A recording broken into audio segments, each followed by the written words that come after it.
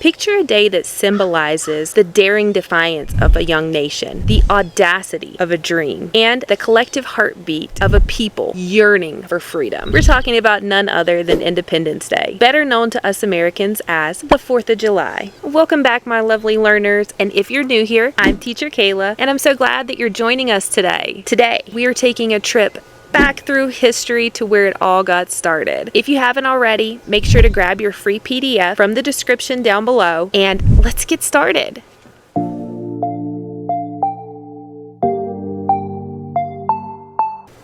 Our journey begins in 1776. It's July 4th, but hold your horses, or should I say your colonial carriages.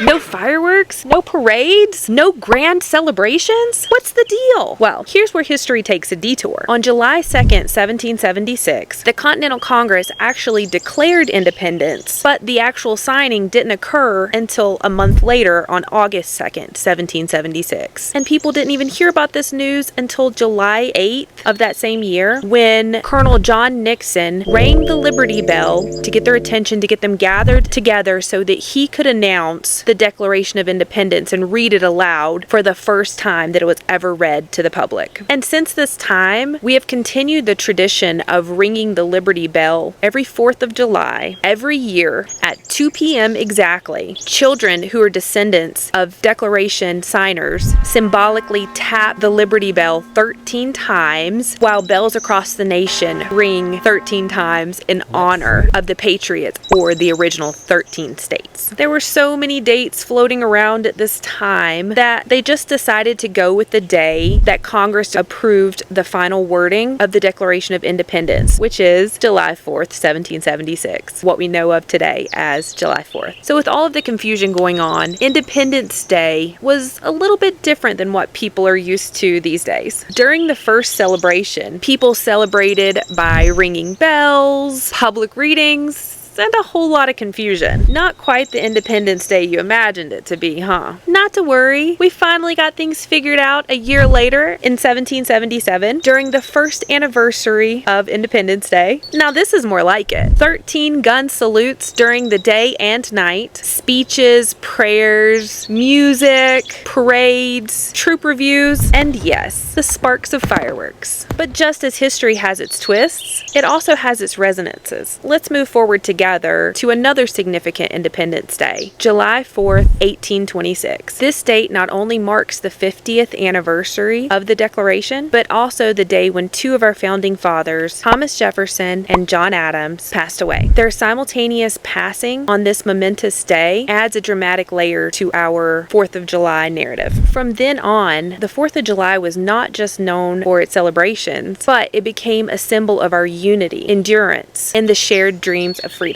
As we celebrate today, we also remember the leaders who fought for this dream, shaping the America that we know today. Today, we continue to celebrate with fireworks, barbecues, and hot dogs.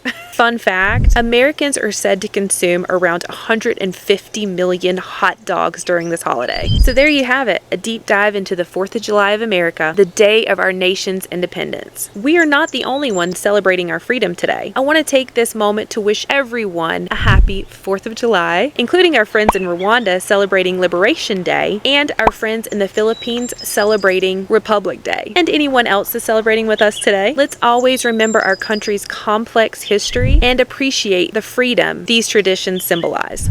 Alright, that's it for today. If you enjoyed our exciting trip through history, take a moment and give this video a big thumbs up, and also subscribe if you haven't already for more learning adventures to come. Don't forget to share your country's Independence Day traditions in the comments down below. Happy 4th of July, everyone! See you next time!